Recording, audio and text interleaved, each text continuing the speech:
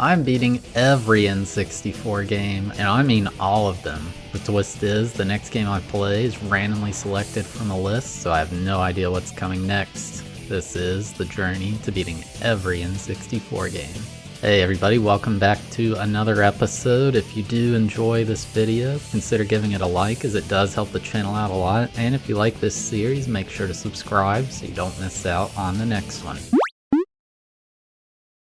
Game number 11, S.C.A.R.S, developed by Vivid Image and published by Ubisoft in 1998. S.C.A.R.S is an acronym if you're wondering, which apparently stands for Supercomputer Animal Racing Simulator. This is yet another game that I'd absolutely never heard of before. And one of the first things I was greeted with was this really trippy moving background while it asked me how many players there were. Like, this actually kind of hurts my eyes to look at if I stare at it for too long. So there's 3 modes to play in this game: Grand Prix, Challenge, and Time Trials. The Grand Prix seemed like the main single player campaign or whatever, so that's what we'll be beating to beat this game. Grand Prix has multiple cups: Carbon, Crystal, Diamond, and Zenith cups. So once we beat the Zenith cup, we've beaten the game. Ultimately, this is a racing game, so the first step is to choose our vehicle. The cars are supposed to be like vehicle versions of certain animals, I guess. There's a lion, a mammoth, a rhino, a shark, and a mantis. There are also a few you can unlock later on. They all have unique stats with like acceleration, speed, and grip, being typical stats in a driving game, but then there's also an armor and a weapon stat. I ended up going with the shark for the first attempt, and the game greeted me with the lion popping up saying I needed to beat him to win. So it seems like as long as we finish ahead of the lion, we're fine.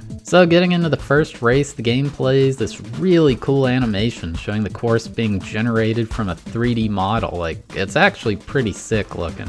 So this is a racing game with a bunch of power-ups you can grab along the way, kind of like Mario Kart or Diddy Kong Racing. There's your typical boost power-up and a shield, but then there's a lot of really unique weapons. There's a basic missile which you have to aim yourself, but the game gives you like an indicator of where it's going to land, which I actually really like that a lot. I feel like it helped out. There's also a weird green thing that stops people near you, as well as a homing missile. Then there's this weird time bomb thing that basically puts a bomb over your head with a countdown on it. You can send it to the nearest racer, and it's kind of like a game of hot potato. Whoever has the bomb last gets blown up and stopped for a second. Then there are quite a few traps. There's an electric wall which just acts as a big wall to stop you right in your tracks. There's an electric trap which will slow you down, a magnet which pulls your car up and completely stops you for a bit. There's quite a lot of power-ups to choose from, and I thought that was really awesome. Outside of all the power-ups, the rest is just your standard driving racing game. Also, I guess I should just mention this first course is driving through some ancient jungle ruins type thing. Anyway, I got screwed over right at the finish line, took second in my first ever race.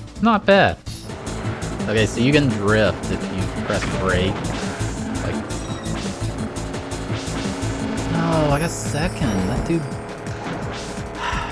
got shot at the last second.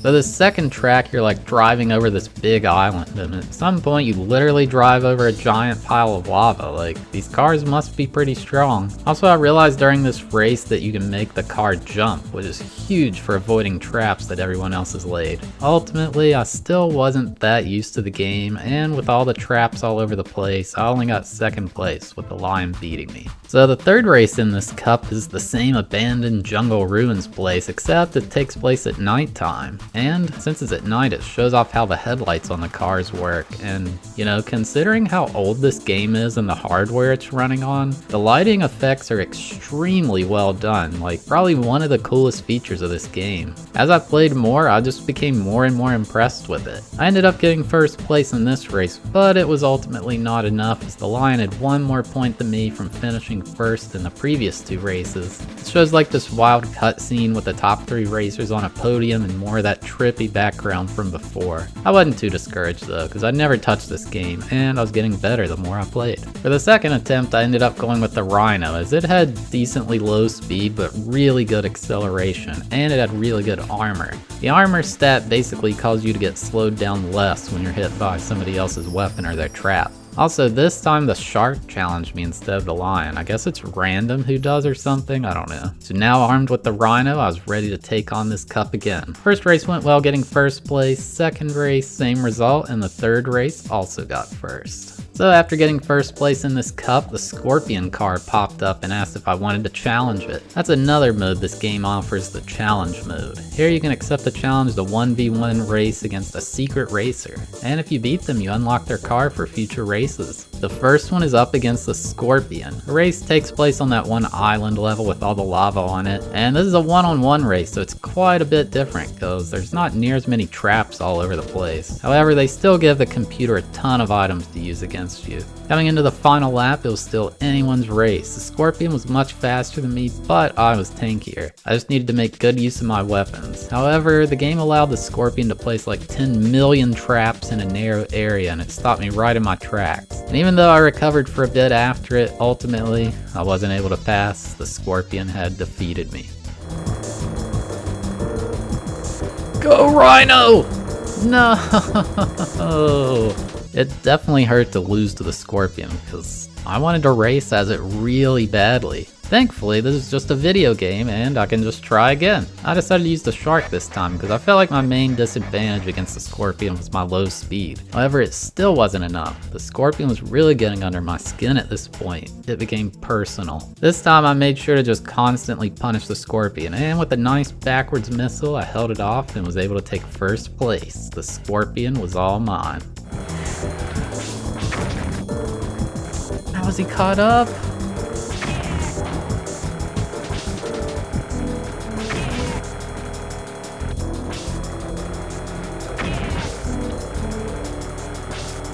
Oh. Okay, man. Dude, this is rough. Now with the Scorpion as a playable racer, I was on to the Crystal Cup, and now I could see why it was so difficult to win that challenge race. The Scorpion's stats are absolutely nuts. The only thing that's kind of bad is its armor, but even that's still good. I knew who I was going to be using now. In the Crystal Cup, we have to beat the Mammoth to win. The first course is this big snowy mountain, and it's really tough compared to everything prior. There's so many super tight turns everywhere. It also seemed like having the Mammoth being my rival or whatever was really tough to deal with. Since the Mammoth is the tankiest car, items barely cause it to slow down when hit. But because it's the rival car, it's just as fast as anyone else. Ultimately though, I was able to get first place on this snow course. No! How?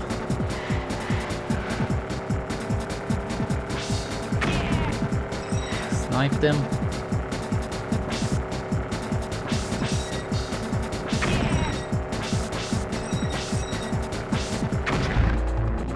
Yes! Dude!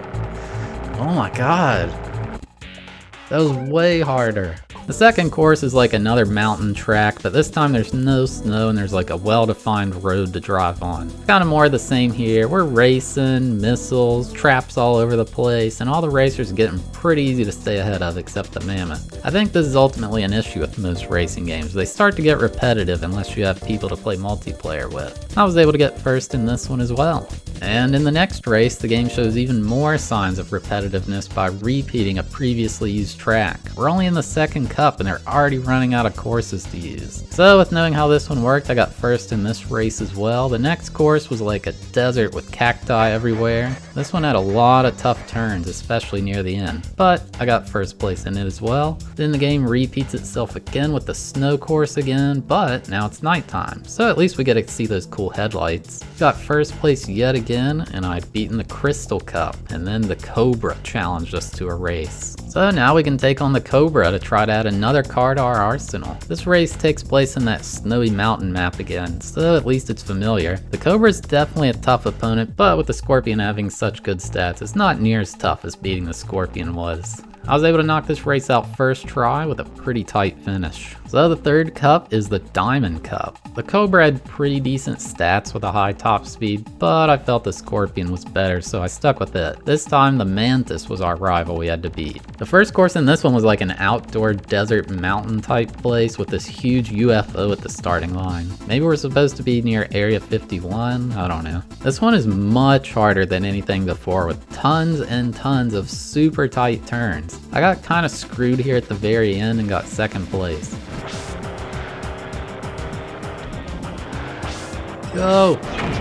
No! Come on! The second course is a repeat of a previous one, but it's at night, I guess? I got second in that one as well. The third track, something real interesting, a completely underwater racetrack. Not really sure how it makes sense to be driving down here, but at least it makes for a cool environment. This course is yet again much more complex than the early ones, but I was able to take first on it. The fourth race was another repeat, but at least it did have a really cool finish.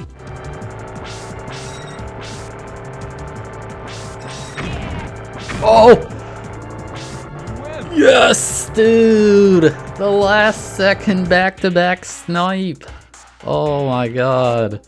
The fifth race was a brand new track where you're racing through what looks to be a big city, and this one in my opinion is the hardest track in the whole game. Like in the previous races, I was always either in second or first, basically the whole time, but in this one I frequently fell back as far as fifth. This was mainly due to the end of the track where there was a series of insanely tight turns, with the final one being a 90-degree turn. Thankfully I was able to take second place in this one, keeping my slight lead over the Mantis. Alright. Oh my god, okay. Alright. The sixth course is a repeat of the first track of the game, but at nighttime. I think the main flaw of this game is the lack of unique courses. Anyway, I got first on this one with an absolute photo finish.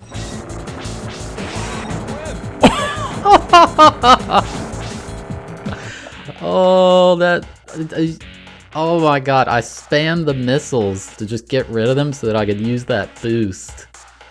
0.04, wow. And the final race is a repeat of the Area 51 track, but at nighttime. I took home first in this one as well, and that gave me a win on the Diamond Cup. Only one to go. For winning that cup, we were challenged to a race by the Cheetah, so off we go to challenge mode. The race against the Cheetah takes place in the Area 51 track, which I was really familiar with at this point. One thing I noticed during this race was how the computer was sending a ridiculous amount of traps out to stop me. Like, there's no way they were actually picking up all those power-ups. So I guess this is a way for the game to make the AI have a chance against a human. You could say the Cheetah was being a cheetah. Get it? It sounds like cheater, but the R is silent, so you say cheetah instead of cheater, like it's a pun. Let me know in the comments if you don't get it. I was able to beat the Cheetah first try with a clutch missile at the finish line, adding the best racer yet to my lineup.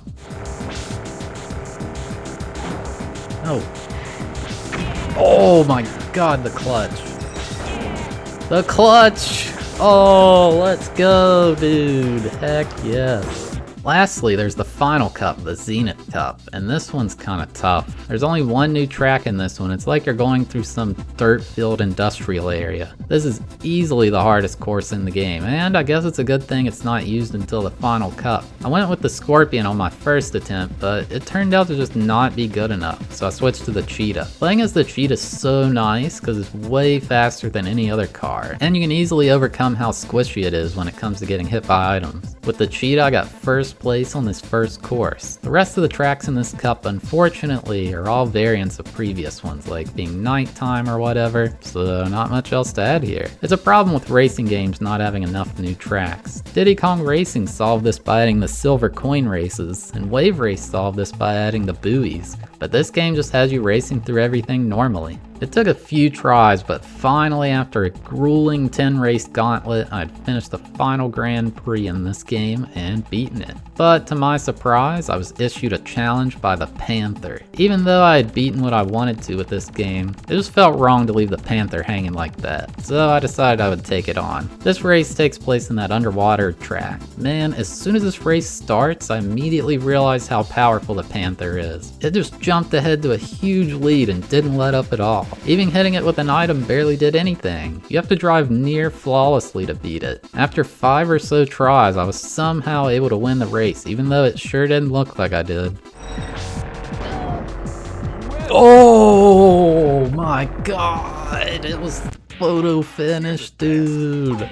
To my surprise yet again, there was another new challenge that unlocked after beating the Panther, but this was different. It wasn't me versus a single new character, but just a normal race challenge. Also, now I had the Panther to use, and man, no wonder it was so hard. It has perfect stats in every single category. If I were playing this with friends, the Panther would definitely be banned. When you start the race, the game just says lots of luck, you'll need it. Basically, this challenge is just a normal old race, except all the other cars are performing as if they're your rival in the Grand Prix. And they also have increased item usage. It's honestly pretty chaotic with traps just appearing like every 2 seconds. But none of that mattered because the Panther's completely broken, so I beat this first try. The game actually gives you a unique sequence here saying, hey, you won the ultimate challenge and you unlock the ability to change the size of your car. However, I tried doing that after this race and it never worked. Maybe I was just doing it wrong, but it wouldn't let me change the size of any cars. But yeah, there you have it. That's my journey to beating S.C.A.R.S. I guess you could say I 100%ed this one by beating all the challenge races as well, but I don't know.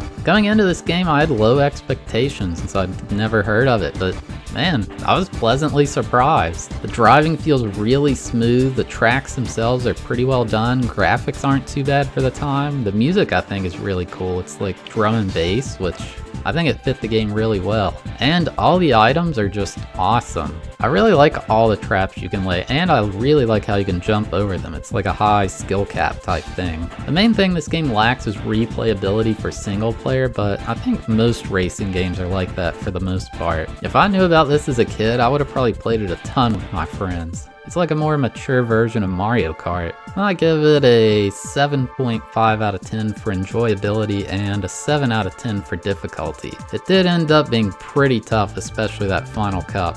But yeah, if you made it this far, thank you so much for watching. I really appreciate it. If you did enjoy the video, consider giving it a like, as it does help the channel out a lot. And if you enjoy this series, consider subscribing so you don't miss out on the next one. But yeah, thanks for watching, and here is a preview of what is coming next. So, 297 games on the list. Could be anything. What will we play next? 8! Number 8! What is that? All-Star Tennis 99! Aw, heck yeah.